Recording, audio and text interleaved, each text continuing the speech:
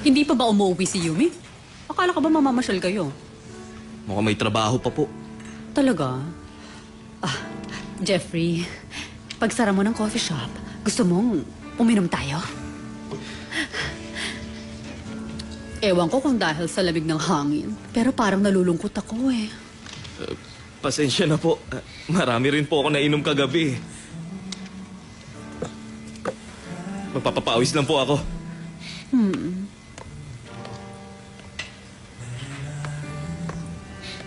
May relasyon ba silang dalawa?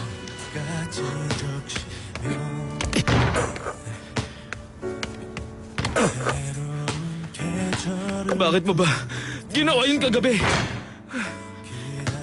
Siyempre, pag may nambubulyaw sa kaibigan mo, hayaan mo na lang. Kaibigan lang ba?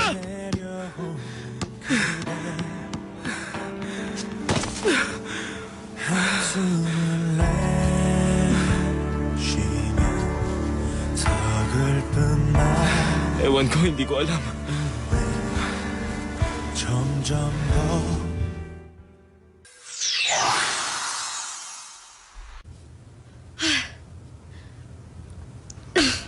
Sabi ko na eh. Hihirit pa to ng isa eh.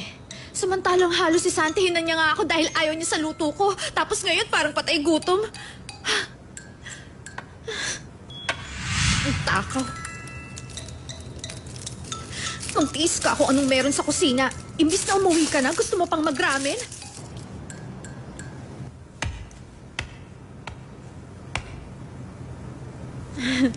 Mukhang ang dami niyo pong tinrabaho ngayon. Talagang gutom na gutom po kayo ngayong gabi. Talagang marami akong trabaho ngayon pero hindi ko maituloy-tuloy. Dahil sa gutom ko. Ah, naku. Nakalimutan ko yung trivet. Sandali lang po. Wag na. Meron ako.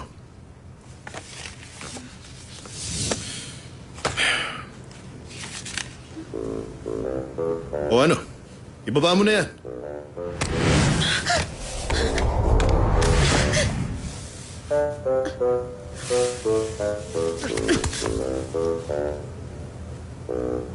Yung libro, si Jeffrey ang... Libro to ni Melvin. Ang kapal, di ba? Sa kapal niyan, pwedeng maging patungan. Opo, hintayin mo akong matapos. Hindi po. Kailangan ko na pong umuwi sa bahay ngayon. Ibalik niyo na lang yung kaserola sa kusina pagkatapos niyo po. Upo sabi.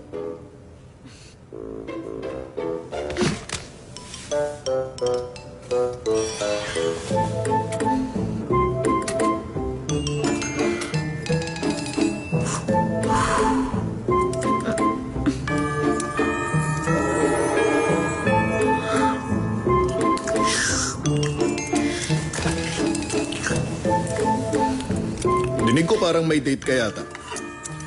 Sinira ko balakad mo? Director Cha, naisip ko lang, gusto ko lang makasiguro kaya gusto kong itanong, kaya ba 3 beses kayo nagpaluto sa akin ng dinner dahil sa taong sumulat niyang ginawa niyong patungan?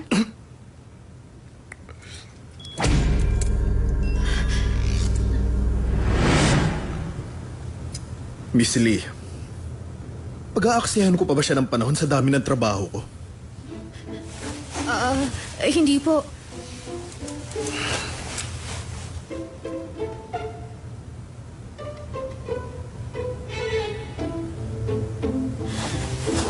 Baka lumamig yung ramen.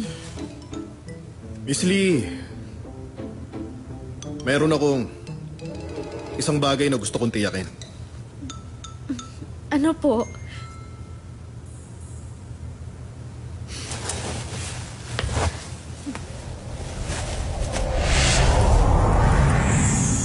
이상해져가 내 맘이 정말 이상형도 아닌데 그댄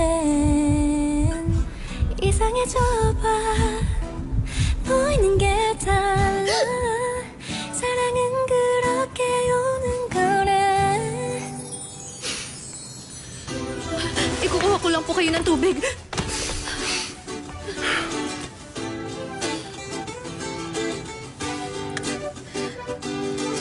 Miss Lee, yung madalas mong pagsinok ng pagsinok. Mukhang alam ko na kung saan ang gagaling niya. Hindi ko alam kung anong sinasabi.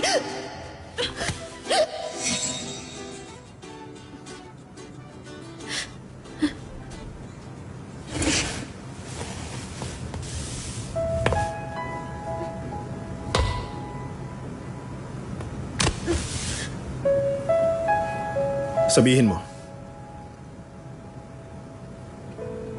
Ako ang dahilan ng sinok mo, no?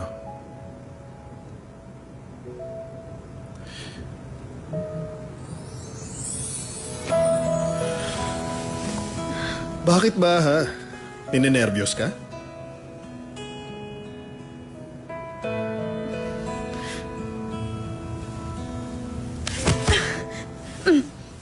Hindi ganun yun. Kaya ako sinisinok minsan dahil simpleng gumagalaw lang ang diaphragm. Hindi nyo alam kung bakit sinisinok ang tao. Hindi yan ang bagay na gusto kong marinig sa'yo. Hindi dahil ninenervyos ako. Dahil hindi ako komportable. Hindi ka komportable? Bakit? Dahil sa akin? Oo. Yan ang pakiramdam ko. Hindi ako komportable kapag lumalapit ka. Kapag nakikita kita, bumabalik ang mga alaalang gusto ko nang kalimutan. At ayoko nang balikan yun dahil hindi nga ako komportable. Miss Yumi Lee. Sinagot ko ng tanong mo. Sige na, sir.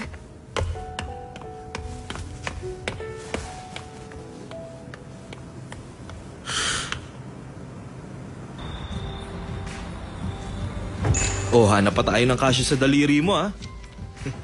Oh, ito.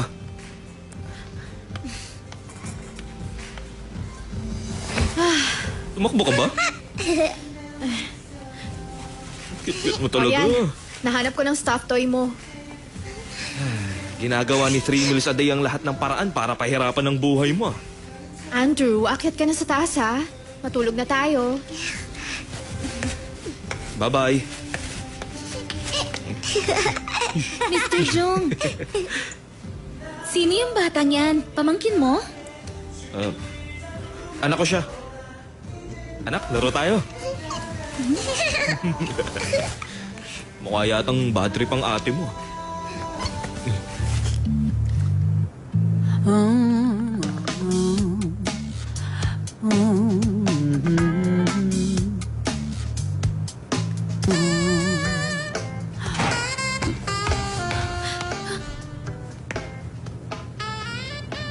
Patayin niyo nga yan!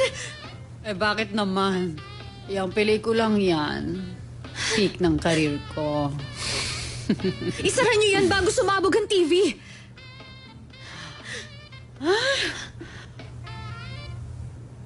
Ang tanda-tanda mo na, pwede ka namang manood ng ganitong klaseng pelikula. Alam niyo ba kung paano ako pinahirapan ng pelikula niyong yan? Ano po sinasabi mo riyan? Hindi niyo kasi alam eh.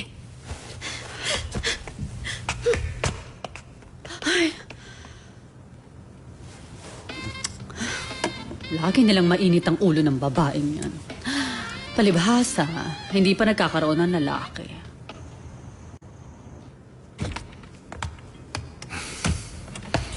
Hindi ganun yun.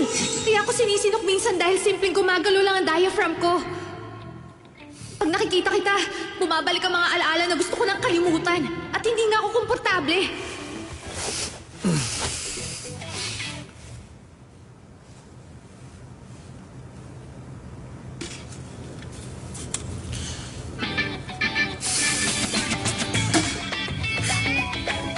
Ganun din ako.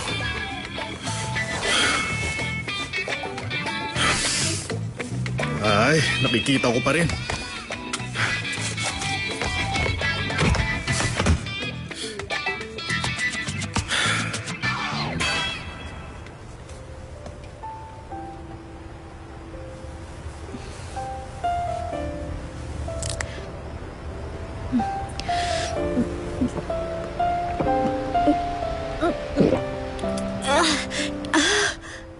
Ang pait.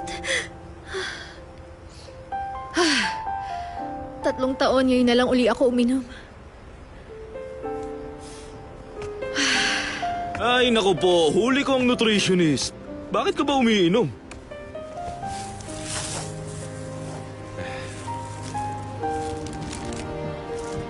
Kainin mo. Yan na lang, kesa mag-beer ka pa. Intindihin mo na lang. Mama mo siya eh. Alam mo namang kakaiba siya. Pero hanggang kailan? Hanggang kailan, Jeffrey? Noon pa, iniintindi ko na siya. Hanggang kailan ba dapat? Naalala mo ba nung high school pa tayo? Simula pa noon, Jeffrey, magpahanggang ngayon. Sinikap ko talagang intindihin ng mama ko. Alam mo yan. Pero siya, kung ano lang ang magustuhan niya. Tapos bigla siyang darating at guguluhin ang buhay ko. Pero kahit anong pilit ang gawin kong intindihin siya.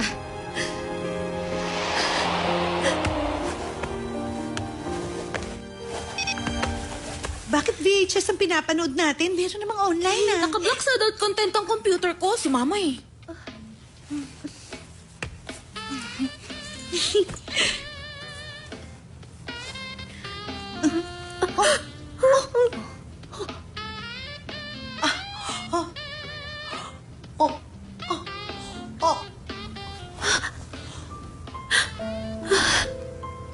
Akin na.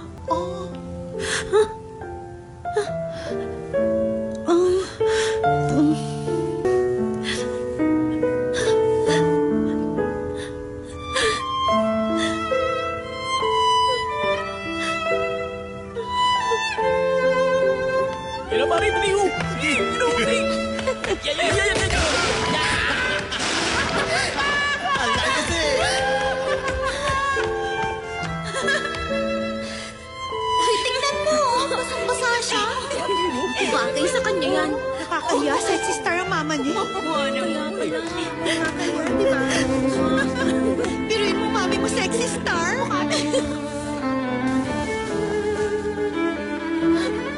Mula noon, hindi na ako makapagsuot ng mga damit na gusto ko. At ayoko na rin makipag-boyfriend.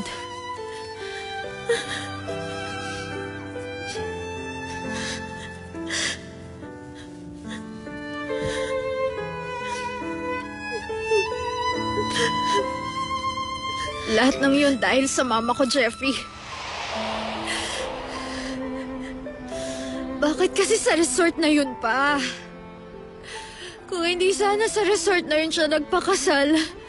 At ako, kung hindi ko rin sana ginawa yun, biruin mo sa kotse lang.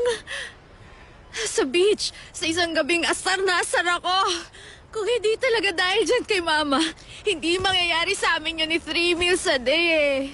Yumi, ano bang pinagsasasabi mo? Ang dami mo nang nainom. Uwi na tayo.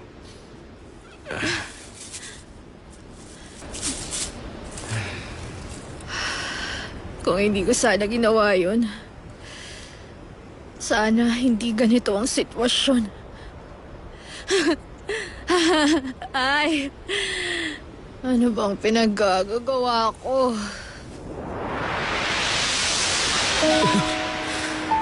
Oh, hoy! Yumi! Yumi! Hindi ka pwedeng matulog dito. Yumi!